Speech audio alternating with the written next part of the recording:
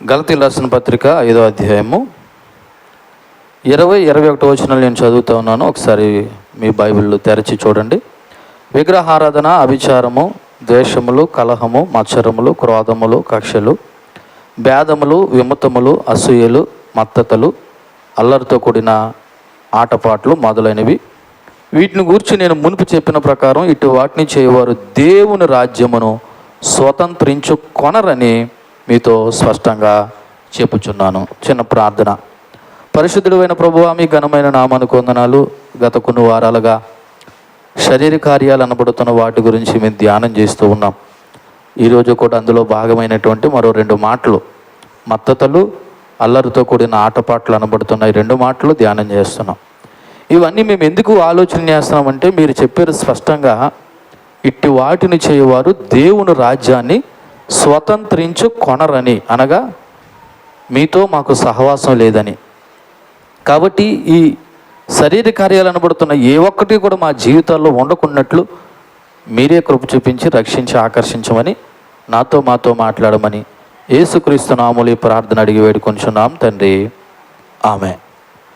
మంచిది ప్రియులారా, మనం చదివినటువంటి గలతీయులకు రాసినటువంటి పత్రిక ఈ 5వ అధ్యాయము ఈ 20-21 వచనాల్లో ఉన్నటువంటి శరీర కార్యాలు అనబడుతున్న వాటిని మనం క్లుప్తంగా ఒక 4 భాగాలుగా విభజించడం జరిగింది. అందులో మొదటిది ఏమని చెప్పామంటే లైంగికపరమైనటువంటి శరీర కార్యాలని చెప్పాము.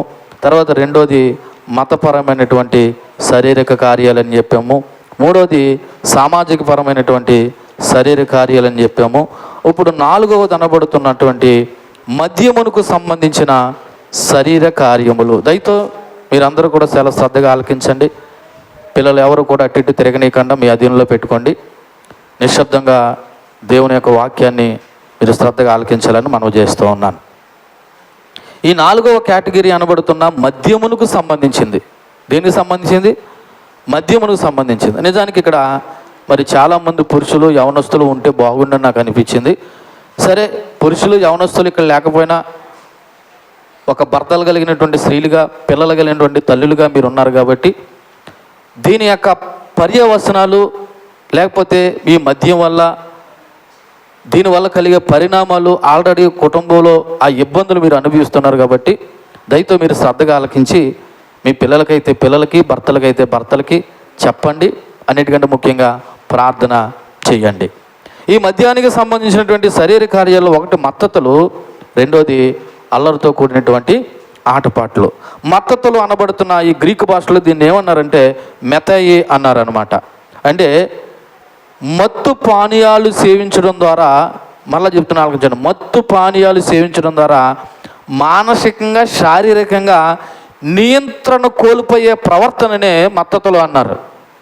మత్తు పానీయాలు సేవించడం ద్వారా వీళ్ళు శారీరకంగా, మానసికంగా ఏం కోల్పోతారు? నియంత్రణ కోల్పోతారు. అంటే ఏమి మాట్లాడతారో, వాళ్ళ అడుగులు ఎలా వేస్తారన్నది వాళ్ళకి తెలియదు. ఎందుకంటే వాళ్ళు నియంత్రణ కోల్పోయి ప్రవర్తిస్తారు. అందుకే దీన్ని ఏమన్నారంటే మత్తతలు అన్నారు. అలాగే రెండోది అల్లరితో కూడినటువంటి ఆటపాటలు. దీని యొక్క అర్థం గ్రీకు భాషలో ఏమన్నారంటే కొమాయి అన్నారు. అంటే అర్థం ఏంటంటే తెలుసా? ఇలా చూడండి, అధికంగా మద్యం సేవించడం. అంటే మామూలు కొద్దిగా తాగినా అది మొత్తే, అది దైవ వ్యతిరేకమైనటువంటి దురలవాటే. ఈ అల్లరితో కూడిన ఆటపాటలు కలిగిన వారు ఏం చేస్తారో తెలుసా? తాగుతూనే ఉంటారన్నమాట. అధికంగా మద్యం సేవించడం మరియు మత్తు పానీయాలు అంటే తెలుసా? మాదక ద్రవ్యాలు. ఇంకా చెప్పాలంటే డ్రగ్స్. డ్రగ్స్ అంటే ఇది చాలా తీవ్రమైనటువంటి మత్తును కలిగిస్తుంది. ఇది ఏమీ తాగరు. కొంతమంది ఏం చేస్తారంటే ఒక బూడిదలాగా ఉండి అది ముక్కు దగ్గర పెట్టుకొని పీల్చుకోవడమో, లేకపోతే ఇంజక్షన్లు తీసుకొని ఏం చేసుకోవడం, పొడుచుకోవడమో చేస్తూ ఉంటారు. దీన్ని ఏమన్నారంటే డ్రగ్స్ అన్నారు. ఇటువంటి అధికమైనటువంటి మద్యం సేవించడం లేదా మాదక ద్రవ్యాలు, మత్తు పానీయాలు కలిగి, ఇలా చూడండి, వీళ్ళు అల్టిమేట్గా ఏం చేస్తారో తెలుసా? లైంగికంగా సంభోగం చేయాలని, ఎవరైనా ఆడవాళ్ళు కనబడితే వాళ్ళని మానభంగం చేసి వాళ్ళతో పాపం చేయాలని ప్రయత్నం చేస్తారు ఈ అధికంగా మద్యం సేవించిన వారు. ఎందుకంటే వాళ్ళు టోటల్గా కంట్రోల్ తెప్పుతారు. ఎదురుగా ఉన్నవారు అక్క, చెల్ల, అమ్మ, వరుస, వావి అన్నది చూడరు. ఆడమడిసి అయితే చాలు, అది చిన్నపిల్ల, పెద్ద పిల్ల, రుద్దురాలని కూడా ఆలోచన చేయరు. ఎందుకంటే ఈ మత్తతలు, ఈ అల్లరితో కూడినటువంటి ఆటపాటలతో కూడిన ఈ మద్యానికి సంబంధించినటువంటి దానివల్ల కలిగే ఈ పరిణామాల గురించి ఈరోజు రాత్రి లేదా ఈరోజు ఉదయకాల సమయంలో మనం ధ్యానం చేద్దాం. మరలా చెప్తున్నాను, ఇవి మద్యానికి సంబంధించినవి. ఇవి ఇలా చూడండి, ఈ రెండు అలవాట్లు కలిగిన వారు వాళ్ళు వ్యక్తిగతంగా నష్టపోతారు, వీళ్ళ మూలకంగా సమాజానికి కూడా నష్టం కలుగుతుంది. ఉదాహరణ, నేను ఉన్నాను, నేనే తాగాను అనుకో, ఇప్పుడు ఎవరు నష్టపోతారు? నేను నష్టపోతాను, అలాగే నా కుటుంబము నష్టపోతుంది. రెండోది, సామాజికంగా కూడా కొద్ది గొప్ప ఇబ్బంది కలుగుతుంది. ఎందుకని? తాగుబోతుడు మంచి నిర్ణయాలు తీసుకోలేడు, మంచిగా మాట్లాడలేడు, మంచిగా సమాజం మీద ప్రభావం చూపించలేడు. ఎందుకంటే వాడు తాగిన మైకంలో ఏం మాట్లాడతాడో, ఎలా ప్రవర్తిస్తాడో తెలియదు. అందువల్ల ఎలా చూడండి, ఈ మద్యానికి సంబంధించినటువంటి ఈ రెండు లక్షణాలు కలిగిన వాళ్ళు వ్యక్తిగతంగా వాళ్ళు నష్టమే. ఇప్పుడు తాగితే ఎవడ అవయవాలు పాడైపోతాయి? తాగునోడికి పాడైపోతాయి. వాడికి భార్య ఉంటే వాడు తాగేసి లంగ్స్ లేకపోతే లివరే పాడైపోయి చచ్చిపోతే ఆ ఎఫెక్ట్ ఎవరి మీద పడతా? తర్వాత తన భార్య మీద, ఆ పిల్లల మీద, ఆ కుటుంబం మీద పడతా ఉంటుంది. కాబట్టి ఇవి చాలా ప్రమాదకరమైనవి. ఎందుకు ప్రమాదకరమైనవి అంటున్నాను తెలుసా? ప్రస్తుత రోజుల్లో, ఏ రోజుల్లో? ఈ ప్రస్తుత రోజుల్లో దీని పోకడ అతి విపరీతంగా ఉంది. ఆ మాటకు వస్తే నేటి యువత ప్రధానంగా ఈ రెండు పాపాల్లో మునిగి తేలుతున్నారు. ఈ రెండు పాపాల్లో, ఈ మత్తతలు, అల్లరితో కూడిన ఆటపాటలు అనబడుతున్న ఈ రెండు మద్యానికి సంబంధించిన దాంట్లో నేటి యువత మునిగి తేలుతున్నారు అనడానికి చిన్న ఉదాహరణ చెప్పనా? ఇలా చూడండి, ఏ చిన్నపాటి ఇన్సిడెంట్ జరిగినా లేకపోతే ఏది జరిగినా మాట్లాడితే పార్టీ అంటారు. ఇలా ఏమంటారు? పార్టీలు ఎందుకు అడిగారు? కలిసి సంతోషించి మాట్లాడుకోవడానికి కాదు. పార్టీ మీన్స్ మందు. పార్టీ మీన్స్ ఏంటి? మందు. తాగడం, బీభత్సంగా తాగడం, తాగడంతో పాటు తినడం, తాగడంతో పాటు తినడం, తాగడం తినడం. ఈ రోజున చూడండి, ఎక్కడ చూసినా పార్టీలు అని పేరు చెప్పి ఈ రోజున యువత రకరకాలుగా చెడిపోతున్నారు. ఇంకో విషయం చెప్పమంటారా? వీళ్ళు తాగడమే కాదు, తాగిన తర్వాత వీళ్ళు పాపం చేయడానికి కూడా విపరీతంగా ప్రయత్నాలు చేస్తారు. దీనికి నిలయాలుగా ఏమున్నాయి తెలుసా? క్లబ్బులు అంటే ఏంటో తెలుసా? ఓన్లీ తాగడానికి కొన్ని స్థలాలు ఉంటాయి, దానికి క్లబ్బులనో పేరు పెట్టారు. సో క్లబ్ అంటే తాగేసి వస్తాడు, క్లబ్ అంటే తాగడంతో పాటు పాపాలు కూడా చేసి వస్తారు. కారణం ఏంటంటే వాడు ఒక్కడే వెళ్ళడు, వాడితో పాటు అమ్మాయిలను కూడా తీసుకుని వెళ్తారు. ఇది క్లబ్. అర్థమైందా? సో వీటికి నిలయాలుగా ఏమున్నాయంటే క్లబ్బులు ఉన్నాయి. కాబట్టి ఈ రోజున ఒక ప్రత్యేకమైనటువంటి స్థలాల గురించి ఎంచుకుని నేటి యువత విపరీతంగా విస్తారంగా డబ్బులు సంపాదిస్తున్నారు. ఒక బాధ్యత లేదు, ఒక భారం లేదు, ఒక బంధం లేదు, ఒక కుటుంబ బాధ్యత లేదు. సంపాదించిన దానివల్ల ఏం చేయలేదు తెలియక ఇష్టం వచ్చినట్టు తాగి తిని ఏం చేస్తున్నారంటే పాపాలు చేస్తున్నారు. ప్రస్తుత రోజుల్లో నేటి యువత అనబడుతున్న చాలామంది ఈ మత్తతలో, అల్లరితో కూడిన ఆటపాటలతోనే బిజీగా ఉన్నారు. ఇంతవరకు చెప్పినటువంటి ఈ లైంగికపరమైన, మతపరమైన, సామాజికపరమైన శరీర కార్యాలతో పాటు ఈ మద్యానికి సంబంధించిన శరీర కార్యాలు అనబడుతున్న ఈ రెండాట్ల వల్ల కూడా వాళ్ళు దేవుని రాజ్యానికి స్వతంత్రించకొనరు. ఎందుకంటే ఈ అలవాట్లు కలిగిన వారు వాళ్ళు చెడిపోవడమే కాకుండా సామాజికంగా ఇతరులకి నష్టం కలిగజేస్తున్నారు. అంతేకాదు విపరీతమైన పాపాలకి కారణం కూడా ఈ మద్యము, ఈ అల్లరితో కూడినటువంటి ఆటపాటలు కారణమవుతున్నాయి. కాబట్టి ఒక్కసారి మీరు మీ భర్తల విషయమే కానీ, మీ పిల్లల విషయమే కానీ మీరేం చెప్పట్లేదని నన్ను అంటలేదు. తాగొద్దని చెప్పే తల్లిలో ఉన్నారు, తాగొద్దని చెప్పే స్త్రీలే భార్యలో ఉన్నారు. ఏ తల్లి, ఏ స్త్రీ కూడా భర్తను తాగి రమ్మను లేకపోతే పిల్లలను తాగి రమ్మను కోరుకోదు. మీరు చెప్తున్నారు, అయినా వినట్లేదు. అందుకే ఒక మార్గం, ప్రార్థన సీరియస్గా చేయండి. సీరియస్గా అంటే ఎలాగా? ఏదో అలవాట్లో నా భర్తను మార్చి ప్రభా, నా కొడుకును మార్చి ప్రభా కాదు. దీని కొరకు వీలైతే ఉపవాసం ఉండి దేవుడి దగ్గర ఆడవండి. ఎందుకంటే ఒక వ్యక్తిని మార్చే సామర్థ్యం కేవలము దేవునికి మాత్రమే ఉంది. దానికున్న మనకి ఏకైక వేదిక ప్రార్థన, ఉపవాస ప్రార్థన. ప్రార్థనలో శక్తి లేదు, ప్రార్థిస్తున్న దేవునిలో శక్తి ఉంది. అది గమనించండి. కాబట్టి మీరు ఉపవాస ప్రార్థన నుండి ఇటువంటి త్రాగుబోతుల గురించి, తిరుగుబోతుల గురించి మీరు ప్రార్థన చేయాలని సంఘమైన మిమ్మల్ని నేను రిక్వెస్ట్ చేస్తూ ఉన్నాను. దేవునికి మహిమ కలుగును గాక. అయితే ఈ విషయాలు మనకెందుకంటే క్రైస్తవులు వీటికి దూరంగా ఉండాలి. ఏ విషయాలు? ఈ మత్తతలు, అల్లరితో కూడిన ఆటపాటలు అనబడుతున్న ఈ మద్యానికి సంబంధించిన విషయాలు మనకెందుకండి? ఇది త్రాగుబోతులు కదా, తిరుగుబోతులు కదా అంటే నిజమే, ఇవి నిజానికి మనకు సంబంధించినవి కావు. కానీ క్రైస్తవులు ఇవి చేయకూడదు, వీటిని దూరంగా ఉండాలి. స్టార్టింగు శరీర కార్యాలు అనబడుతున్నటువంటి ఆ జారత్వము లేదా వ్యభిచారం మొదలుకొని ఈ చివరి మత్తతలు, అల్లరితో కూడిన ఆటపాటలు అనబడుతున్న ఈ 15 కూడా ఏ క్రైస్తవుడు కూడా ఏం చేయకూడదు. అయితే ఇక్కడ మీకు ఒకసారి మళ్ళీ పాతవి ఒకసారి గుర్తు చేస్తాను. ఏంటి పాతవి అనొచ్చు ఇక్కడ ఉన్న మీరు చాలామంది, అయ్యగారు మేమేమీ తాగట్లేదండి, మేమేమీ తిరుగుతలేదండి. కానీ నీలో అసూయ ఉందేమో అంటే నువ్వు ఏ కార్యం కలిగి ఉన్నావు? శరీర కార్యము కలిగి ఉన్నావు. ఒకవేళ నీలో క్రోధం ఉందేమో, నీలో కక్ష ఉందేమో, నీలో కలహం ఉందేమో, నీలో మత్సరం ఉందేమో, నీలో అసూయ ఉందేమో. ఇప్పుడు దీనివల్ల కూడా నువ్వు ఎక్కడికి వెళ్ళవు? పరలోక రాజ్యానికి వెళ్ళవు. ఒకవేళ వ్యభిచారం చేయకపోవచ్చు, విగ్రహారాధన చేయకపోవచ్చు, జారత్వం చేయకపోవచ్చు, లేకపోతే తాగకపోవచ్చు, తిరగకపోవచ్చు, కానీ అసూయ వల్ల, కక్ష వల్ల, క్రోధం వల్ల, మత్సరం వల్ల నువ్వు ఎక్కడికి వెళ్ళవు? మాట్లాడరే, పరలోక రాజ్యానికి వెళ్ళరు. నేను తిన్నానా, నేను పిఎస్సికి వెళ్ళి వస్తూ బండి ఇంజిన్ ఆయిల్ మార్పిందామని ఒక చోట ఆగాను. వ్యాన్ మీద, ట్రాక్టర్ మీద బీచ్కి వెళ్తున్నారు జనం. ఏ జనం? మన క్రైస్తవ జనం. బాప్తిని తీసుకునే వాళ్ళు ఒకళ్ళిద్దరైతే వెనకాల ఏ బ్యాచ్? నిజానికి వీళ్ళ సంఘంగా దేవుని స్తుతించడానికి కొంచెం రావడం కాదు, కొంచెంసేపు ఎక్కడ ములుగుదామని. చెప్పండి, మీరు ఉన్నారు అల్లటోళ్ళు. 2 పనులు అయిపోతుందని ఏం చేస్తారు తెలుసా? బాప్తిని తీసుకునే వాళ్ళు 4 ఎంతమంది జనం వెళ్ళారు తెలుసా? వెనకాల ఒక ట్రాక్టర్ నిండా, ఒక పెద్ద బొలోరో వ్యాన్ నిండా ఇంత జనం వెళ్ళారు. నేను వెళ్ళకూడదని చెప్పట్లేదు, నేను అసలు విషయం చెప్పడానికి ఈ మాట చెప్తున్నాను. ఇవి వెళ్ళి అరుచుకుంటా, ఎక్కడ? చర్చి కాడ ఊర్లో మొదలుకొని బీచ్కి అరుచుకుంటానో, కేకలేసుకుంటానో, ఏదో పాటలు పాడుకుంటానో మొత్తాన్ని పోతున్నారు. ఆ మెకానిక్ షాప్ దగ్గర కొంతమంది వ్యక్తులు, వాళ్ళు ప్రభువుని ఎరగని వారే, అన్యులే.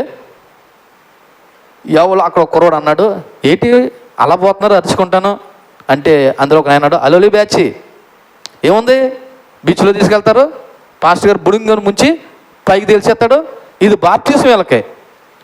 ఎక్కడ అసూయ ఉండదు, కక్షలో ఉండవు, గొడవలు ఉండవు, పైకి మాత్రం వందనాలు చెప్తారు వీళ్ళు అన్నాడండి. ఆ మాటకి నాకు వెంటనే, నేను మాస్క్ ఎట్టి కూర్చున్నాను, నేను పాస్టర్ గారు అన్న సంగతి అలా తెలియదు కదా. ఆ మాట వినగానే నాకు మనసులో చాలా బాధేసింది. ఎందుకంటే ఆయన అన్నది వాస్తవం. పాస్టర్ గారు తీసుకెళ్ళి బుడుంగని ముంచి బుడుంగని పైకి లేపేస్తాడు, అది బాప్తీసం అన్నది కరెక్టే. కానీ ఆయన వెనకాల ఏ మాట అన్నది తెలుసా? వీళ్ళకి పాపం ఇక్కడి నుంచి ఏ కక్షలు ఉండవు, ఏ గొడవలు ఉండవు, ఏ అసూయలు ఉండవు, అందరూ పైకి మాత్రం ప్రైజులాడండి అంటారు అన్నాడండి. అది వ్యంగ్యంగా అన్నాడు అనమాట, దోషణగా అన్నాడు అనమాట. ఓ రకంగా బాప్తీసాలు తీసుకున్న వాళ్ళు దేవుని నామాన్ని అవమానపరుస్తలేదా? ఆయన అన్నాడని కాదు, కానీ ఈ రోజున బాప్తీని తీసుకున్న వాళ్ళు కక్షలు లేవా, కోదాలు లేవా, క్రమం లేదా, గొడవలు లేవా, అసూయ లేవా? ఇవన్నీ ఎవరిలో ఉన్నాయంటే ఈ బాప్తీసాలు తీసుకున్న వారిలోనే ఉన్నాయి. అంటే ఇప్పుడు బాప్తీసం తీసుకున్న వాళ్ళు ఏముండకూడదు? అసలు బాప్తీసం అంటే ఏంటి? మారు మనసు పొందడం. విచిత్రం ఏంటో తెలుసా? మారు మనసు అనుభవం లేకుండానే ఏం తీసేసుకుంటారు? బాప్తీసం తీసుకుంటారు. వాళ్ళు తీసుకున్న తర్వాత వాడు ఏమన్నా బ్రతుకు మార్చుకుంటున్నాడా, మనసు మార్చుకుంటున్నాడా, క్రియలు మార్చుకుంటున్నాడా, పద్ధతులు మార్చుకుంటున్నాడా? లేదు. బాప్తీసానికి ముందు వాడి యొక్క జీవితాల్లో కక్షలు, గొడవలు, అసూయలు, మత్తతులు, మత్సరములు ఎలాగున్నాయో బాప్తీసం తీసుకున్న తర్వాత కూడా అలాగే ఉన్నాయి. కాబట్టి ఈరోజు నాకు గమనిస్తున్నటువంటి అన్యుడికి నువ్వు ఎలాగున్నావు తెలుసా? దేవుణ్ణి దూషించే విధంగా. కారణం ఈ బాప్తీసాలు తీసుకుని మారు మనసు లేని వారు కాదా?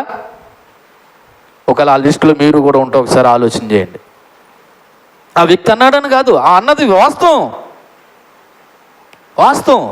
ఎందుకంటే నిజంగా బాప్తీసం మారు మనసు పొందిన వాళ్ళైతే ఏం ఉండకూడదు? ఆయన అన్నట్టు కక్షలు ఉండకూడదు, గొడవలు ఉండకూడదు, క్రోధములు ఉండకూడదు, అసూయ ఉండకూడదు, మచ్చరం ఉండకూడదు. విచిత్రం ఏంటో తెలుసా? సంఘమే మనం ఏమవుతాం? అసూయ చెందుతాం, మచ్చర పడతాం, క్రోధాలు పెట్టుకుంటాం, గొడవలు పెట్టుకుంటాం. పైకి మనం ఎవరని చెప్పుకుంటాం అంటే దేవుని బిడ్డలు అంటాం. కానీ వాక్యం ఏం చెప్తుంది తెలుసా? ఇట్టి వాటిని చేయవారు దేవుని రాజ్యాన్ని ఏం చేసుకోరు? స్వతంత్రించుకుంటారు అని చెప్తుంది. కాబట్టి ప్రియ సంఘమా, ఆలకించండి, శ్రద్ధగా ఆలకించండి. మీరు నిజంగా బాప్తీసం తీసుకున్న వారైతే, మీలో మారు మనసు అనుభవం కలిగిన వారైతే గుర్తుపెట్టుకోండి, ఈ శరీర కార్యాలు అనబడుతున్న ఈ 15 నిజంగా మనలో ఒక్కటి కూడా ఏమకూడదు, ఉండకూడదు. ఒకవేళ ఉంటే నీకే నష్టం, ఒకవేళ ఉంటే నాకే నష్టం. ఎందుకని? ఏటా నష్టం?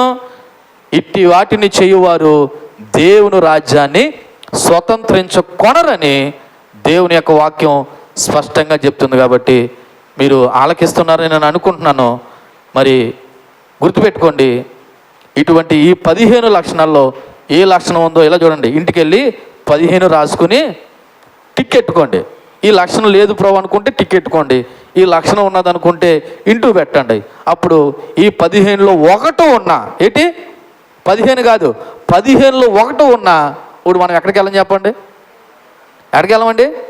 పరలోక రాజ్యానికి వెళ్ళరు. కాబట్టి క్రైస్తవులు ఎంత జాగ్రత్తగా ఒళ్ళు దగ్గర పెట్టుకొని బయటోడికి నిందింపబడడానికి, దేవుని అవమానపరచడానికి అవకాశం లేకుండా ఎంత జాగ్రత్తగా బ్రతకాలన్నది ఈరోజు దేవుని పిల్లలని మీరు నేను ఆలోచించవలసిన విషయం. కాకపోతే క్రైస్తవ సంఘానికి బాధ్యత లేకుండా పోయి ప్రభువుని నమ్ముకున్నామంటే నమ్ముకున్నాము, ఉపవాస కోటలు అయిపోయాయి, బాప్తీసం తీసేసుకున్నాం అనుకుంటున్నాం తప్ప, ఒరే బాబు బాప్తీసం తీసుకున్న తర్వాతే అసలు బ్రతుకున్నదన్న సంగతి ఈరోజున క్రైస్తవ సమాజం గుర్తెరగట్లేదు. అందుకే నిన్ను బట్టి దేవుడి నామం దూషింపబడుతుంది, అవమానపరచబడుతుంది. అయితే మీరైనా ఈ మాటలు శ్రద్ధగా ఆలకించి దేవునికి మహిమకరంగా మన బ్రతుకులు ఉండి పరలోక రాజ్యానికి వారసులుగా సిద్ధపడదాం. దేవునికి మహిమ కలుగునుగాక. అయితే ఈ సమయంలో ఈ మద్యపానం అనబడుతున్నటువంటి, లేకపోతే ఈ యొక్క మాదక ద్రవ్యాలు అనబడుతున్నటువంటి దానివల్ల కలిగే కొన్ని దుష్పరిణామాలు లేదా నష్టాల గురించి మీకు క్లుప్తంగా వివరిస్తాను. మొదటగా చూడండి, సామెతల గ్రంథము 20వ అధ్యాయము 1వ వచనం చదవండి. సామెతల గ్రంథము 20వ అధ్యాయము. ద్రాక్ష రసము ఏం చేస్తుందంటండి? వెక్కిరింతల పాలు చేయును, మద్యము అల్లరి పుట్టించును. చూడండి, ఇలా చూడండి నా వైపు. కుటుంబంలో ఒకడున్నా, ఈ మద్యం తాగే అలవాటు ఒకడున్నా, కంపల్సరీ ఇంట్లో ఏమి ఉంటుంది తెలుసా? గొడవలు ఉంటాయి, అల్లరి ఉంటుంది. ముఖ్యంగా ఇటువంటి అల్లరి బాగా ఎక్కడ కనపడుతుంది తెలుసా? మన ఇంట్లో జరిగేటువంటి ఫంక్షన్లు. అవునా? పీస్ఫుల్గా జరగదు. ఏంటి ఆ ఫంక్షను? ప్రశాంతంగా జరగదు. ఎక్కడో దిక్కున ఏదో రకమైనటువంటి అల్లరి పుడుతుంది. దీనికి కారణం ఏంటి తెలుసా? మద్యం. దీనికి కారణం ఏంటి? మద్యం. మద్యం వల్ల అల్లరి పుడుతుంది. ఏంటో తెలుసా? ఇటు తాగేసి ఎవరిని ఒకరు రెచ్చగొడతాడు, లేదా ఏదో విధంగా రెచ్చగొట్టి అల్లరి పుట్టిస్తాడు, గొడవ పుట్టిస్తాడు. కాబట్టి ఈ మద్యం వల్ల ఎంత ప్రమాదం అన్నది ఒకసారి ఆలోచించండి. ఆదికాండము 19వ అధ్యాయము 30-38 వచనం. ఆదికాండము 19వ అధ్యాయము 30వ వచనం చదవండి. లోతు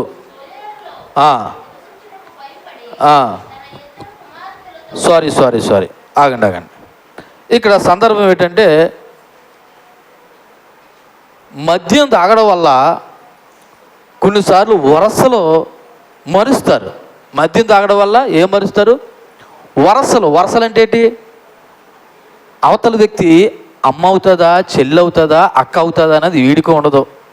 ఒకవేళ స్త్రీ అయితే తండ్రి అవుతాడా, అన్నయ్య అవుతాడా, తమ్ముడు అవుతుందా అన్నది కూడా గ్రహించరు. అంటే మద్యం వల్ల ఏం తెలియకుండా పోతున్నాయి? వరసలు కూడా తెలియకుండా పోతున్నాయి. దీనివల్ల పాపం కూడా జరిగే అవకాశం ఉంది. తర్వాత అదే సామెతల గ్రంథము 23వ అధ్యాయము 21వ వచనం చదవండి. సామెతల గ్రంథము 23వ అధ్యాయము త్రాగుబోతులను, అమ్మా గట్టిగా చదవండి, తిండిబోతులను ఆ దరిద్రులు అగుదురు. త్రాగుబోతులను తిండిబోతులను ఏమవుతారంట? దరిద్రులు అగుతారంట. ఇలా చూడండి నా వైపు. నిజానికి మీ భర్తల కష్టపడే కష్టార్జితం చూసారా? త్రాగుడు అలవాట్లు లేనోడు నన్ను అడిగితే నీ కూడు కూడా కుక్కలు తిద్దని ఒక సామెత ఉంటుంది. నీ భర్త త్రాగుబోతు అలవాట్లు లేనోడైతే నీ భర్త సంపాదిస్తున్న సంపాదన నీకు చాలా దీవెనకరంగా ఉంటుంది. కానీ ఈ రోజున చాలామంది జీవితాల్లో, ముఖ్యంగా త్రాగుబోతు అలవాటు కలిగినటువంటి భర్తలు కానీ కొడుకుల వల్ల ఎంత సంపాదించినా ఇంట్లో ఏం మిగులుతుంది చెప్పండి? చెప్పండి, దరిద్రమే మిగులుతుంది. దీనికి కారణం ఏంటనుకున్నాం? ఇదిగో బైబిల్ చెప్తుంది, త్రాగుబోతుల వల్ల తిండిబోతుల వల్ల ఏమవుతారంట? దరిద్రులు అగుతారంట. వాళ్ళు దేవుడి దయ వల్ల ఆడు తాగుబోతానం లేదంటే ఆడు తిండిపోతాడైనా ఉంటున్నాడు. తిండిపోతాడంటే ఏంటి? ఇంటికాడ తినడం గురించి మాట్లాడట్లేదు. ఇది డబ్బులు ఉన్నాయని ఎక్కడ తింటాడు? ఎక్కడ తింటాడు? బయటకు పోయి తింటాడు. ఫాస్ట్ ఫుడ్ అను లేకపోతే ఏదో హోటల్కి పోయి తింటాడు. ఎందుకంటే సంపాదించింది ఏం చేస్తారా? తినడానికి తాగడానికి కాకపోతే అని అంటాడు. కానీ తిండిబోతులు త్రాగుబోతుల వల్ల ఇంట్లో ఏముంటుందని చెప్పండి? ఏముంటుంది చెప్పండి అమ్మా? ఈ రోజున మీకు ప్రాక్టికల్గా ఆలోచన చేయండి. ఒకవేళ మీ ఇంట్లో ఇటువంటి వాతావరణం ఉంటే మీ ఆర్థిక పరిస్థితులు ఎలాగ ఉన్నాయో ఒకసారి ఆలోచన చేయండి. ఒకవేళ మీకు తెలియకపోతే తాగేసి వస్తున్న భర్తల యొక్క ఇంట్లో వాళ్ళ యజమానురాలు అనగా తన భార్యని అడగండి, అమ్మ మీ ఆర్థిక పరిస్థితి ఎలాగుందో ఒకసారి చెప్పండి అని. ఏం మాత్రం బాగోదు. అది కట్టాలంటే ఇది కట్టడానికి ఉండదు, ఇది కట్టాలంటే అది కట్టడానికి ఉండదు, అది కొనాలంటే ఇది కొనడానికి ఉండదు, ఇది కొనాలంటే అది కొనడానికి ఉండదు. కారణం ఏంటో తెలుసా? వాడు సంపాదించిన సంపాదన అంతా దేనికి వచ్చి పెడుతున్నాడు? త్రాగుబోతు. ఒకవేళ తాగడానికి కాకపోతే తినడానికి. తినచ్చు, తప్పులేదు. ఇంటికాడ చక్కగా వండుకుని తిను. అదేదో నీ భార్యతో నీ పిల్లలతో కలిసి ఇంకా చక్కగా తింటే మంచిది కదా. నలుగురు తినవలసింది ఒక్కడవే తీసుకెళ్ళి ఎక్కడ ఖర్చు పెడతావు? ఏ ఫాస్ట్ ఫుడ్ సెంటర్లోనో పెద్ద పెద్ద హోటల్లోనో ఖర్చు పెట్టి తింటావు. అదే డబ్బులతో ఇంటికాడ నీతో పాటు ఎవరు తింటారు? నీ భార్య తింటుంది కదా, నీ పిల్లలు తింటారు కదా. ఆ బిర్యానీ ఏదో వాళ్ళు కూడా సంతోషపడతారు కదా. ఇవేమి పట్టవాడికి, తాగేస్తాడు, తినేస్తాడు. ఇంటికాడ భార్య పిల్లలు ఏమైపోయినా పర్లేదు, పడిస్తే ముష్టి ఒక 100 రూపాయలు 200 పడిసి దీంతో నువ్వు సంసారం చేయంటాడు, కాపురం చేయంటాడు. ఏం చేస్తుంది తల్లి? అంటే ఈ తాగుబోతు వల్ల ఎంత దరిద్రత ఉన్నదన్నది ఒకసారి ఆలోచన చేయండి. తర్వాత చూడండి, అదే సామెతల గ్రంథము 23వ అధ్యాయము 29-30 వచనాలు చూడండి. 29-30 వచనాలు. ఎవరికి శ్రమ, ఎవరికి దుఃఖం, ఎవరికి జగడములు, ఎవరికి చింత, ఎవరికి ఏతువులైన గాయములు, ఎవరికి మంద దృష్టి. ద్రాక్షారసముతో ప్రొద్దు పుచ్చేవరికే కదా, కలిపిన ద్రాక్షారసం రుచి చూడ చేరువానికే కదా ద్రాక్షారసం మిక్కిలి ఎర్రబడును. అంటే అర్థం ఏంటో తెలుసా? శ్రమ, దుఃఖము, మందదృష్టి ఇవన్నీ కూడా ఎవడు కలుగుతుందంటే మద్యపానం చేసేటువంటి అలవాటు కలిగిన వాడికి, అనగా త్రాగుబోతు కలిగిన వాడికి ఏముంటాయి అన్నమాట? శ్రమలు ఉంటాయి, దుఃఖం ఉంటాయి. ఆలోచన చేయండి. ఏ ఒక్కరిని దృష్టిలో పెట్టుకొని చెప్పాలని కాదు, కానీ ఇలా చూడండి, ఒక వ్యక్తి తాగి తాగి తాగి తాగి తాగి లివర్ పాడు చేసుకున్నాడు, లేదా లంగ్స్ పాడైపోయి హాస్పిటల్లో ఉన్నాడు. ఇప్పుడు పరిచర్య ఎవరు చేయాలా? భార్య చేయాలి. ఒకవేళ భార్య లేకపోతే ఇంకెవరు చేస్తారు? తల్లి చేయాలి. తల్లి కూడా లేకపోతే ఇంకెవరు చేస్తారు? ఎవరు చేయడానికి రాలేదు. ఇప్పుడు ఆడి పరిస్థితి ఏంటి చెప్పండి ఒకసారి? మంచం మీద నుంచి లేవలేడు, బాత్రూమ్కి వెళ్ళలేడు, దిగలేడు, తినలేడు, తిన్నా అరగదు, పట్టు ఉబ్బిపోతుంది. ఇప్పుడు ఈ తాగుబోతున్న వల్ల వాడికి ఏం కలిగింది? శ్రమ, దుఃఖము. అంతేనా? తాగొద్దురా బాబు అంటే, నువ్వు కానీ ఇస్తున్నావు డబ్బులు నాకు, నేను ఇవ్వలేదు, నీ డబ్బులే. నీ డబ్బుల వల్ల నువ్వు తాగేదాని వల్ల రేపొద్దున్న నీ శ్రమ, నీ దుఃఖం కూడా ఎవరు అనుభవించాలి? నువ్వే అనుభవించాలి. కాబట్టి ఆలోచన చేయండి దేవుని పిల్లలారా. దీనివల్ల మీకు ఎందుకు చెప్తున్నానంటే, ఒకసారి ఇంత తీవ్రత ఉంది, ఇంత నష్టం ఉంది కాబట్టి మీరు మీ పిల్లల గురించి, మీ భర్తల గురించి ప్రార్థన చేయాలండి. సామెతల గ్రంథం 31వ అధ్యాయము 4-5 వచనాలు కూడా ఒకసారి చదవండి. సామెతల గ్రంథం 31వ అధ్యాయం 4-5 వచనాలు.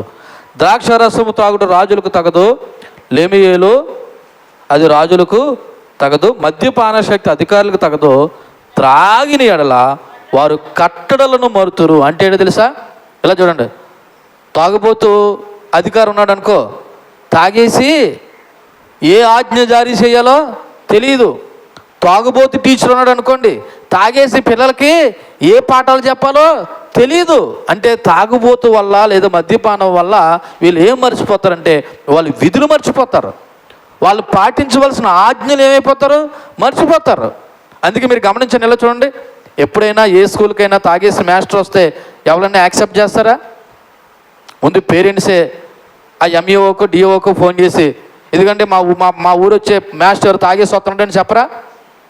ఓ ఎంఆర్ఓ లేకపోతే ఏ కలెక్టర్ గారు తాగేసి ఉద్యోగం నిర్వర్తిస్తుంటే ఎవరో కంప్లైంట్ ఎవరా? ఎందుకని? నువ్వు తాగితే ఇంటికాడ తాగవేమో కానీ బాబు, నువ్వు డ్యూటీలో ఉండగా ఏం చేయకూడదు, తాగకూడదు అంటారు. ఎందుకు తాగొద్దు అంటారు అంటే తాగుబోతుంట వాడు విధులను వాడు ఆజ్ఞలు ఏం చేస్తాడంట, మరుస్తాడు. అంటే ఎలా పరిపాలన చేస్తాడో, ఏ బాధ్యతలు నిర్వర్తిస్తాడో తెలియదు. ఒకసారి ఇలా చూడండి, వైపు వాడు ప్రతి ఇంటి యజమానుడు కూడా ఇంటికి సంబంధించిన అధికారి అయి ఉన్నాడు. అంటే ఇంట్లో విధులను ఆజ్ఞలను ఏం చేయాల్సి ఉన్నాడు, నిర్వర్తించవలసిన వాడై ఉన్నాడు. ఇప్పుడు ఇంటి యజమానుడు తాగిపోతాడండి, ఆడు ఏ ఆజ్ఞ నిర్వర్తిస్తాడు, ఏ విధిని పాటిస్తాడు? అయ్యో నా కుటుంబాన్ని కట్టుకోవాలంటే నేను క్రమంగా ఉండాలి, సక్రమంగా ఉండాలి, నా భార్య పిల్లల్ని క్రమమైన పద్ధతిలో నేను జీవింపజేయాలనేది ఒక విధి, ఒక ఆజ్ఞ. మరి వీడు తాగేసి ఉండి భార్యని పిల్లలను పట్టించుకోడు. ఇలా చూడండి, నా వైపు ఇలాగంటున్నాను నేను అనుకోవద్దు, వాడు భార్య పిల్లలను పట్టించుకోడు. ఇప్పుడు భార్య పిల్లలు మరో రకంగా జీవించవలసిన పరిస్థితి వస్తుంది. ఇంటికాడ వీడే తెరవైనవాడైతే, వీడి విధులను వీడి ఆజ్ఞలను పాటించిన వాడైతే తన భార్య ఎందుకు తప్పు చేస్తుంది, తన పిల్లలు ఎందుకు అలా ప్రవర్తిస్తారు అంటే తాగుబోతు వాడు వల్ల ఎంత నష్టం జరుగుతుందో చూడండి. అందుకే నేను అడుగుతున్నాను, తల్లిదండ్రులారా, మీ పిల్లలను తాగుబోతులకు ఇచ్చి పెళ్ళి చేయకండి. డబ్బును చూడకండి, వాడి యొక్క బ్రతుకును చూడండి. నేను ఎందుకు ఈ మాట చెప్తున్నాను తెలుసా? వీడు నష్టపోవడమే కాదు, వీళ్ళ మూలంగా ఎవరు నష్టమైపోతున్నారు, ఎవరు నష్టమైపోతున్నారు? వాడు కట్టుకున్న భార్య పిల్లలు నష్టమైపోతున్నారు. మొన్నటి దిన తల్లి చెప్తుంది, అంటే పేరు పెట్టకూడదని నేను చెప్తున్నాను, ఎందుకు తీసుకొచ్చాడు కానీ భార్యను విడిచిపెట్టేసి ఆడు ఎక్కడో ఉంటున్నాడంట. అలాంటి భార్య ఎందుకడికి? నువ్వు తాగేసి తిరగాలనుకుంటే అలాంటిప్పుడు నీకు ఏం అవసరం లేదు, భార్య అవసరం లేదు కదా. భార్య ఉందంటే నువ్వేం మానేసుకోవాలా? ఈ చెడు అలవాట్లు మానేసుకోవాలి కదా. ఎందుకంటే రేపటి దినాన్న మళ్ళీ ఒక మాట, నువ్వు తాగేసావు, నీ భార్యను సంతోషపరచట్లేదు, సుఖపరచట్లేదు, నీ భార్య తప్పు చేసిందనుకో, మళ్ళీ తిరిగి ఎవరి మీద గొడవ పెడతాడు వీడు. నువ్వే తిన్నంగా ఉంటే ఇవన్నీ ఎందుకు వస్తాయి? అందుకే ఈ మద్యపానం వల్ల ఆజ్ఞలు మరిచి కుటుంబాన్ని కూడా పట్టించుకోరండి. ఎవరిని పట్టించుకోరు? మీరు గమనించండి, తాగుబోతోడు ఏ కుటుంబాన్ని పట్టించుకున్నాడేమో చూడండి, పట్టించుకోరు. ఎందుకంటే వాడు ఆజ్ఞలు మరుస్తాడు. ఆడికి ఒక భార్య ఉంది, పిల్లలు ఉన్నారు, ఇంట్లో బంధాలు ఉన్నాయి, బంధుత్వాలు ఉన్నాయి, ఇవి తేవాలి, అవి చెయ్యాలని ఏమి ఉండదు ఆడికి. తినేసానా, తాగేసానా, అవసరమైతే ఏ అరుగు మీదో ఏ బొమ్మ దగ్గర కూర్చున్నానా, నా బతుకు వెలబుచ్చేసానా. దయచేసి మీరు ఆలకించి శ్రద్ధగా ఇటువంటి వాళ్ళ విషయమే మనం ప్రార్థన చేసి మన కుటుంబాలను కాపాడుకుందాం. దేవునికి మహిమ కలుగును గాక. హల్లెలూయా. చూడండి, కొరింథీయులకు రాసిన పత్రిక మొదటి పత్రిక 6వ అధ్యాయము 10వ వచనం కూడా చూడండి త్వరగా. కొరింథీయులకు రాసినటువంటి మొదటి పత్రిక, దొంగలైనను త్రాగుబోతులైనను దోషకులైనను దోచుకుని వారైనను దేవుని రాజ్యానికి వీళ్ళు ఎవరుగారంట, వారసులు కానేరని ఇక్కడ మరొకసారి రాయబడ్డది. అక్కడ ఒక లిస్ట్ ఉంది. ఎవడంట? దొంగోడైనా, లోబోడైనా, త్రాగుబోతుడైనా, దోషకుడైనా, దోచుకునేవాడైనా దేవుని రాజ్యానికి వారసులు కాలేరు. ఇలా చూడండి వైపు. ఇప్పుడు ఎందుకురా తాగొద్దు అని ఎవరైనా అడిగితే, నా డబ్బులు నా ఇష్టం, నా పోతే నా ఆరోగ్యం పోతుంటాడు చూసారా, నీ ఆరోగ్యం కాదురా బాబు, నువ్వు పరలోకం కూడా ఏం చేయలేవు, వెళ్ళలేవు. త్రాగుబోతులు పరలోక రాజ్యంలో ఎందుకుంటారండి? కాబట్టి చూడండి, పరలోక రాజ్యాన్ని కూడా వెళ్ళరు. తర్వాత చూడండి, ఎఫెసీయులకు రాసిన పత్రిక 5వ అధ్యాయము 18వ వచనం. ఎఫెసీయులకు రాసిన పత్రిక 5వ అధ్యాయం 18వ వచనం. మరియు మద్యముతో మత్తులై ఉండకండి, దానిలో ఏముందంట, దుర్వ్యాపారం కలదు, అయితే ఆత్మపూరులై ఉండండి. దేవుని సంఘం, దేవుని పిల్లలతో దేవుడు ఏం చెప్తున్నాడంటే, మీరు మద్యంతో మత్తులై ఉండకండి, అంటే మద్యం తాకండి, అందులో దుర్వ్యాపారం ఉంది. అందుకే మీరు ఏం కలిగి ఉండాలా? ఆత్మపూరులై ఉండండి. అంటే మీరు మద్యం తాకండి అని అర్థం. సంఘానికి ఇటువంటి మాటలు చెప్పడం సిగ్గుకరం. ఎందుకని?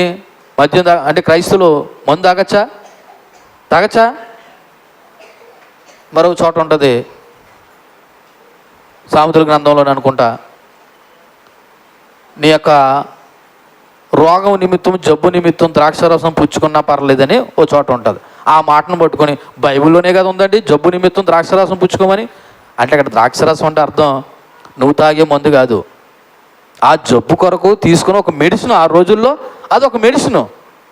కానీ ఈ రోజుల్లో మద్యపానము నీ వ్యాధి, నీ శరీరాన్ని ఖాళీ కలిగి చేసే ఒక దుర్వ్యాపారం అది. కాబట్టి అది మనం చేయకూడదని ఉంది. కొన్ని మాటలు చూడండి. హోషేయ గ్రంథం 4వ అధ్యాయము 11వ వచనం కూడా చూడండి. తర్వాత మనం ఏం చేయాలి, ఎలా ఉండాలన్న దాని గురించి మాట్లాడుకుందాం. హోషేయ గ్రంథము 4వ అధ్యాయము 11వ వచనం. ఏంటండి? వ్యభిచారి క్రియలు చేయుట చేతను, ద్రాక్షరసం పానం చేయుట చేతను, మద్యపానం చేతను వారి మతి చెడిరి. మద్యపానం తాగిన వాడికి ఏం పోతుంది తెలుసా? మతి పోతుంది. ఆడు పొద్దులేసి అంటాడు, రాత్రేటి నేను ఎక్కడున్నాను, ఎక్కడ పడుకున్నాను, నా బట్టలయ్యి, నా బండి ఏది అని అడుగుతాడు. కారణం ఏంటి చెప్పండి? ఆడు మతి చెడిపోయింది. తాగినప్పుడు ఆడు బుర్ర పనిచేయదు. కాబట్టి మద్యపానం వల్ల మతి చెడిపోను. అలాగే హోషేయ గ్రంథం 7వ అధ్యాయం 5వ వచనం కూడా చూడండి. 7వ అధ్యాయం 5వ వచనం. బలము చేత మొత్తిల్లి జబ్బు పడిరి. మద్యపానం వల్ల ఏమొస్తుందంట? జబ్బులు వస్తాయి. ఏమొస్తాయి? జబ్బులు వస్తాయి. ఇలా చూడండి, మద్యపానం ఆరోగ్యానికి హానికరం అని బాటిల్ మీద ఉంటుంది. సినిమాలు చూసే వాళ్ళకి తెలుస్తుంది. సినిమా తెర మీద కూడా ముందు ఏం చేస్తారంటే ఇటువంటివి చూపిస్తారు. హానికరం అని తెలిసినా సరే ఏం చేస్తాడు? అయ్యే తాగుతాడు. ఎందుకో ప్రభుత్వాలు కూడా ఇవి హానికరం అని తెలిసినప్పుడు బ్యాన్ చేయొచ్చు కదా. అసలు తయారు చేయకుండానే కంపెనీలు మూసేయచ్చు కదా. కానీ ముయ్యవు. ఎందుకంటే ప్రభుత్వాలు ఆధారపడేదే దేని మీద? ఈ మద్య వ్యాపారం మీద. సరే, ప్రభుత్వాలకు ఉన్న స్ట్రాటజీ ప్రభుత్వాలకు ఉండొచ్చు. కానీ విజ్ఞత కలిగిన వ్యక్తిగా, మరి ముఖ్యంగా దేవుని పిల్లలుగా మనం దేనికి దూరంగా ఉండాలంటే దేనికి దూరంగా ఉండాలా చెప్పండి అమ్మా. అంటే ఈ మాటలన్నీ ఎందుకు పాస్టర్ గారు మాకు చెప్తున్నారు, మేము తాగుతామని కాదు. మీకు విషయం చెప్పమా, తాగేసి మందిరానికి వచ్చి చలమైనటువంటి క్రైస్తవులు కూడా ఉన్నారు. త్రాగుబోతులు పెద్దలుగా ఉన్న వాళ్ళు కూడా ఉన్నారు. తాగేసి దేవుని మందిరంలో దేవుని పిల్లలమని చెప్పుకునేవారు కూడా ఉన్నారు. ఇంకా విచిత్రం తెలుసా? చెప్పుకోకూడదు కానీ పాస్టర్లు కూడా తాగేసే వాళ్ళు కూడా ఉన్నారు. అందుకే దేవుడు, ఒరే బాబు త్రాగుబోతులు పరలోక రాజ్యానికి చేరర్రా బాబు అని దేవుని వాక్యము చెప్తా ఉంది. ఇకపోతే యెషయా గ్రంథం 5:11 కూడా ఉంది, చదవద్దు. మద్యం వలన శ్రమ కలుగుతుంది. సామెతల గ్రంథం 21:17 ఉంది, మద్యం వలన ఐశ్వర్యం కలగదంట. మద్యం వల్ల ఏం కలగదు? ఎందుకు ఐశ్వర్యం కలుగుతుంది? సంపాదించిన డబ్బు అంతా ఖర్చు పెడుతుంటేనే. సరే, ఇవన్నీ నష్టాలు చెప్పాను కదా. ఇప్పుడు దేవుని పిల్లలుగా మనం ఎలా ఉండాలనే విషయాలు కొన్ని చెప్పి నేను ముగిస్తాను. చూడండి, ఈ మత్తతలు, అల్లరితో కూడిన ఆటపాటలు, వ్యతిరేకంగా విరోధంగా బైబిల్ చెప్పే కొన్ని ఆత్మ నియమాలు చెప్తున్నాను చూడండి. ఇవన్నీ దైవ వ్యతిరేకమైన మద్యం వల్ల కలిగే నష్టాలు చెప్పాను కదా. ఇప్పుడు బైబిల్ చెప్పే కొన్ని ఆత్మీయ నియమాలు. మొదటగా రోమిల్కి రాసిన పత్రిక 13వ అధ్యాయం 13వ వచనం చదవండి. రోమిల్ రాసిన పత్రిక 13వ అధ్యాయము 13వ వచనం. అల్లరితో కూడినటువంటి ఆటపాటలైనను, మత్తైనను లేకయు, కామ విలాసములైనను, పోకిరీ చేష్టలైనను లేకయు, కలహమైనను, మత్సరమైనను లేకటయు, పగటి యందు నడుచుకున్నట్టు మర్యాదగా నడుచుకుందాము. దేవునికి మహిమ కలుగును గాక.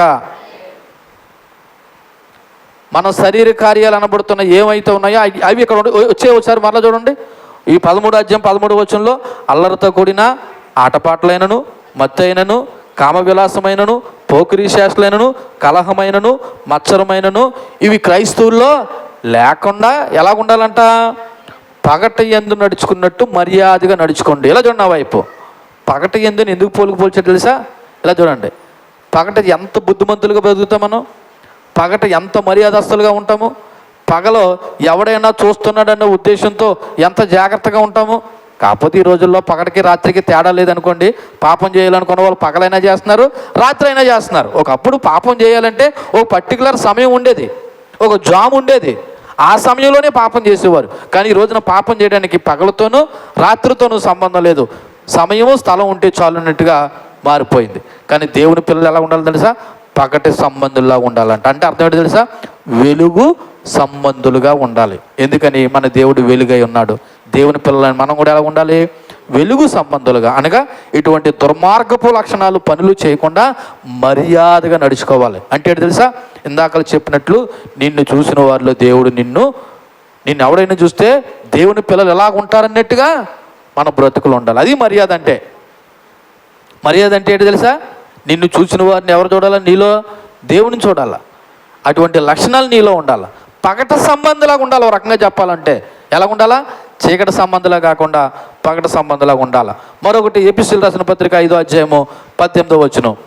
ఎపిసీలు రాసిన పత్రిక 5వ అధ్యాయము 18వ వచనం. మరియు ఆ మద్యముతో మత్తులై ఉండకండి, దానిలో దుర్వ్యాపారం కలదు, అయితే ఆత్మపూరులై ఉండండి. ఎలా ఉండాలా? రెండోది మనము ఆత్మపూరులై ఉండాలి. అంటే ఏంటి? ఆత్మానుసారంగా బ్రతకాలి. అందుకే ఈ గలతీయులకు రాసిన పత్రిక 5వ అధ్యాయము 16వ వచనం ఏమని చెప్పింది? గలతీయులకు రాసిన పత్రిక 5వ అధ్యాయం 16వ వచనం ఏమని చెప్పింది? నేను చెప్పింది ఏమనగా ఆత్మానుసారంగా నడుచుకోండి, అప్పుడు మీరు శరీరేచ్ఛను నెరవేర్చరు. ఎలా నడుచుకోవాలా? ఎలా నడుచుకోవాలండి? ఆత్మానుసారంగా నడుచుకోవాలి.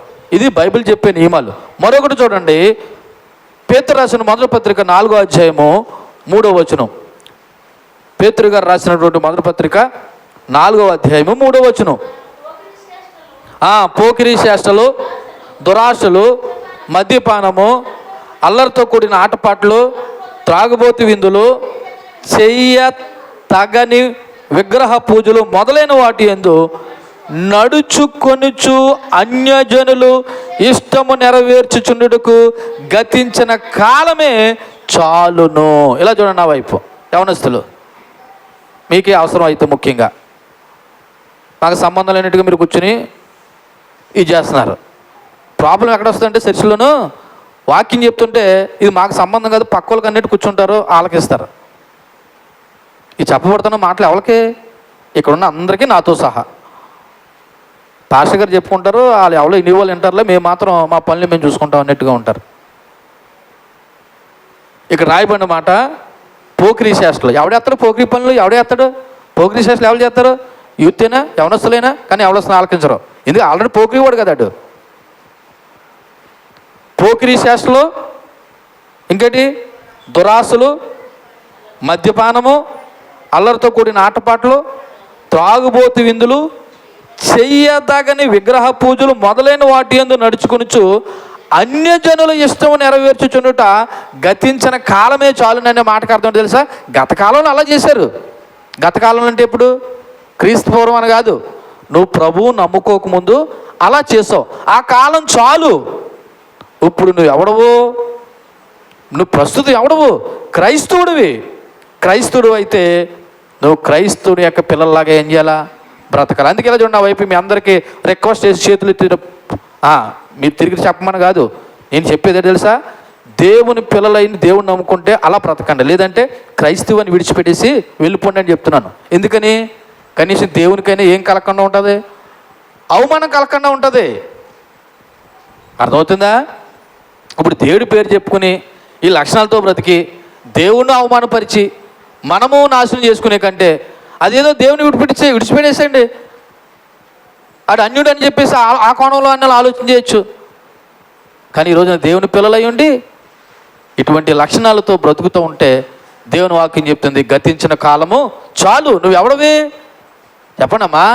క్రైస్తవుడివి. క్రైస్తవుడివి. మీకు విషయం చెప్పి నేను ముగించే ప్రయత్నం చేస్తాను. ఇంచుమించు మనకు 30 కుటుంబాలు ఉన్నాయని చెప్తున్నానా? ఈ 30 కుటుంబాలు ఎలాగయ్యారు? ఈ సంఘానికి చెందినవారు వాళ్ళ అమ్మ వాళ్ళ నాన్న వస్తున్నాడు కాబట్టి ఇప్పుడు వాళ్ళ ఇంట్లో ఉన్న పిల్లలందరూ కూడా ఏ సంఘానికి చెందిన వాళ్ళు? ఈ ఆడు నమ్ముకున్నా నమ్ముకోకపోయినా ఏ సంఘానికి చెందినోడు? ఇంక ఈ సంఘానికి చెందినోడే. కానీ వాక్యం అలా చెప్పట్లేదు. వాక్యం ఎలా చెప్తుందో తెలుసా? రోమీలకు రాసిన పత్రిక 1వ అధ్యాయం 1వ వచనం చెప్పండి. రోమీలు రాసిన పత్రిక 1వ అధ్యాయము 1వ వచనం చదవండి. యేసుక్రీస్తు దాసుడును అపోస్తలుగా ఉండుటకు పిలువబడిన వాడును దేవుని సువార్త నిమిత్తము ప్రత్యేకింపబడిన వాడిన పౌలు రోమాలో ఉన్న దేవుని ప్రియులందరికీ అనగా పరిశుద్ధులుగా ఉండుటకు పిలువబడిన వారికి. అంటే ఇప్పుడు ఏ సంఘానికి రాస్తున్నాడు ఈయన? రోమా సంఘానికేలే. రోమా సంఘంలో ఎవరున్నారు? అపోస్తలులు ఉన్నారా? పరిశుద్ధులుగా పిలువబడినవారు. అంటే సంఘం అంటే ఎవరు అన్నమాట? పరిశుద్ధులుగా పిలువబడినవారు. కానీ ఈ రోజున సంఘం అనే మాటకు అర్థం ఎలా మారిపోయింది? వాళ్ళ అమ్మ వాళ్ళ నాన్న ఈ సంఘంలోకి వస్తారు కాబట్టి వాళ్ళ ఇంట్లో పిల్లలు కూడా ఏ సంఘస్థులు? ఇంక ఈ సంఘస్థులే. ఆడికి మారు మనసు ఉన్నా మారు మనసు లేకపోయినా, వాళ్ళ అమ్మకి మారు మనసు లేకపోయినా వాళ్ళ నాన్నకి మారు మనసు లేకపోయినా ఏదో సంఘానికి ఏదో చర్చికి వెళ్తున్నారు కాబట్టి ఇప్పుడు ఆ కుటుంబస్తులందరూ ఎవరో ఈ సంఘానికి సంబంధించిన ఇక్కడ చెప్పుకుంటాం ఏమో, కానీ దేవుని వాక్యం అలా చెప్పట్లేదు. పరిశుద్ధులుగా పిలువబడిన వారే దేవుని యొక్క సంఘం. ఈ మాట నేను ఎందుకు చెప్తున్నాను తెలుసా? ఇలా చూడండి, మీరు నిజంగా దేవుని సంఘం అయితే ఈ శరీరాశలు అనబడుతున్నవి నెరవేర్చడానికి గతించిన కాలము చాలు. ఇప్పుడు మనం ఎవరి పిల్లలము? దేవుని పిల్లలమైతే దేవుని యొక్క ఆశలు, దేవుని యొక్క నియమాలు, దేవుని యొక్క కోరికలు కలిగి దేవుని ఇష్టానికి లోబడి బ్రతుకుదుముగాక. ఎవరి ఇష్టానికి లోబడి? ఇంకా మన ఈ జీవితంలో మన ఇష్టం లేదు. అందుకే అపోస్తలుడైన పౌలు ఏమంటున్నాడు? ఈ గలతీయులకు రాసిన పత్రిక 4వ చూడండి, ఎక్కడ? 4వ అధ్యాయమా 2వ అధ్యాయము 20వ వచనం చూడండి.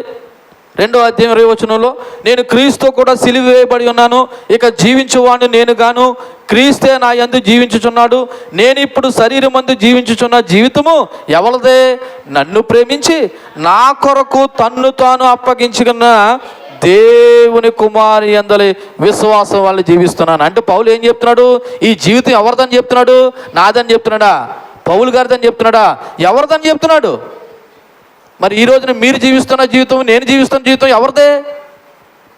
నాదండి. నిజంగా మారు మనసు పొందినోడు అయితే ఏమంటాడు తెలుసా? నాది కాదండి, దేవుని కృపలో బ్రతుకుతున్నాను, ఆయన కొరకు సాక్షిగా బ్రతుకుతానని చెప్తారు. ఈ రోజున చాలామందికి ప్రస్తుతం జీవిస్తున్న జీవితం ఎవరిదో తెలియక వాటి ఇష్టాలు నెరవేర్చుకుంటున్నారు. కానీ నిజంగా ఈ జీవితం నాది కాదు, నన్ను ప్రేమించి నా కొరకు ప్రాణం అర్పించిన దేవుడు అనుకున్నవాడు అయితే ఎవరిని సంతోషపరుస్తాడు చెప్పండి? దేవుణ్ణే సంతోషపరుస్తాడు. అందుకే పౌలు అంటున్నాడు, ఇదిగో నేనైతే బ్రతుకుడు క్రీస్తే, చావైతే లాభము. ప్రస్తుతము నేను జీవిస్తున్న జీవితం క్రీస్తు కూడా సిలువ వేశాను, ఎందుకంటే ఇక జీవించేవాడిని నేను గాను. నా యందు ఎవరు జీవిస్తున్నారు? నా వైపు చూడండి, నా యందు ఎవరు జీవిస్తున్నారు? నిజంగా యేసుక్రీస్తు నీలో జీవిస్తే చాలా పరిశుద్ధంగా బ్రతుకుతారు. మీకు అర్థమయ్యేలా ఒక మాట చెప్పి నేను ముగిస్తాను. మన ఇంటికి ఒక అధికారో ఒక రాజకీయ నాయకుడు వచ్చి ఇంట్లో కూర్చున్నాడు. ఎంత జాగ్రత్తగా ఎంత పద్ధతిగా బ్రతుకుతారు?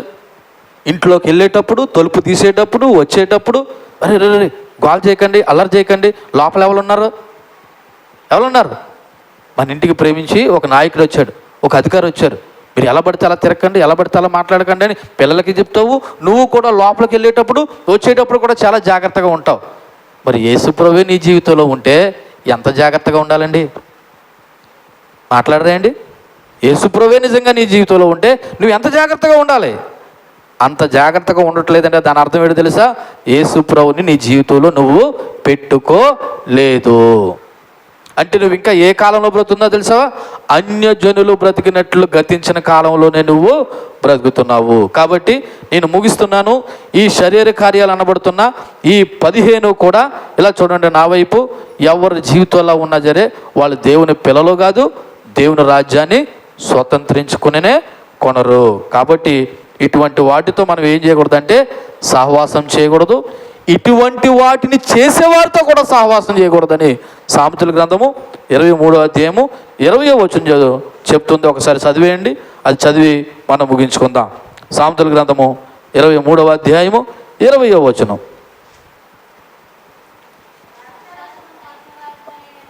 ఎవరితోనంటండి? ద్రాక్షారసము త్రాగిన వారితోనైనను మాంసం ఎచ్చుగా తినేవారితోనైనను సహవాసము చేయకము, త్రాగుబోతులతోనూ తిండిబోతులను దరిద్రులు అగుదురు. ఈ మాంసము లేకపోతే ఈ ద్రాక్ష రసము ఇటువంటి వారితో ఏం చేయొద్దని చెప్తుంది? సహవాసం చేయ. కానీ ఈ రోజున చాలామంది స్నేహితులు దేనితో ఎవరితో స్నేహం చేస్తారు? త్రాగుబోతులతోని తిరుగుబోతులతోని చేస్తారు. ఎందుకని? వాళ్ళకి మ్యాచ్ అవుతుంది. కానీ దేవుని పిల్లలకి వాళ్ళకి ఏమవుతుంది? మ్యాచ్ కాకూడదు, అన్న మ్యాచ్ అవ్వాలి. అందుకే దేవుడు వాళ్ళతో ఏమంటాడంటే సహవాసము చేయొద్దు అన్నాడు. కాబట్టి మీ అందరూ కూడా ఆలకించరా? ఆలకిస్తే మరలా గుర్తు చేస్తున్నాను, ఈ శరీర కార్యాలు అనబడుతున్న ఏ 15 మన జీవితాల్లో ఉండకూడదు.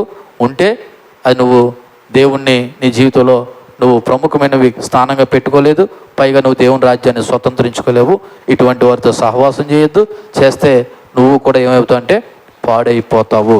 కాబట్టి దేవుడు ఈ శరీర కార్యాలు అనబడుతున్న ఈ యొక్క 15 ఎందుకు దేవుడు నీకు నాకు తెలియపరిచాడు తెలుసా? ఇలా చూడండి, మనం పరలోకానికి రాకుండా ఉండినట్లు ఈ శరీర కార్యాల ఆటంకం కాకూడదని ముందుగానే తెలియపరిచి, అమ్మా ఎవరిలైనా ఉంటే వీటి ఏం చేసుకోండి, విడిచిపెట్టండి, సరి చేసుకోండి, అప్పుడే మీరు దేవుని పిల్లలు అవుతారని దేవుడు నీతోనూ నాతోనూ ఈ 15 విషయాలు గత 5 వారాల నుండి మరి చెప్పించడం జరిగింది.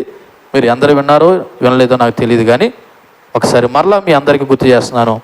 ఈ 15 కూడా మన జీవితాల్లో ఉండకుండా జాగ్రత్త పడి దేవుని నిజమైన పిల్లలుగా బ్రతుకుదాం. దేవుడి మాటలో మన ఇంట్లో దీవించి ఫలింప చేసి ఆశీర్వదించునుగాక. ఆమేన్. కళ్ళు మూసుకోండి. చెప్పబడిన మాటలను బట్టి హృదయపూర్వకంగా దేవుణ్ణి స్తుతిస్తూ ఆరాధిస్తూ ఒకసారి సెల్ఫ్ చెకింగ్ చేసుకుందాం.